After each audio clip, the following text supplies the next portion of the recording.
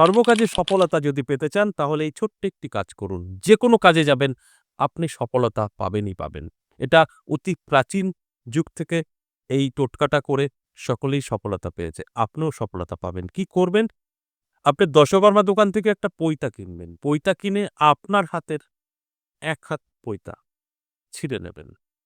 তারপর এটাকে বৃহস্পতিবার দিন করতে হবে।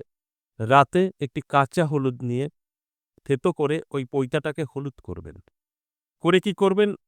সারারাত আপনার ঠাকুরের আসনে লক্ষ্মীনারায়ণের পাশে রেখে দেবেন। যদি না থাকে লক্ষ্মী থাকলেও হবে, পাশে রেখে দেবেন। ঠাকুরের সামনে রেখে দেবেন। পরের দিন সকালে অর্থাৎ শুক্রবার দিন আপনি স্নান করবেন। স্নান করে শুদ্ধ মনে আপনি লক্ষ্মী বীজ মন্ত্র জপ করবেন। করে ওই পৈতাটা নিয়ে আপনার মানি পার্সে রেখে দেবেন। তারপর দেখুন ৪৫ দিনে আপনার জীবনের পরিবর্তন। যেখানে যাবেন সফলতা পাবেন।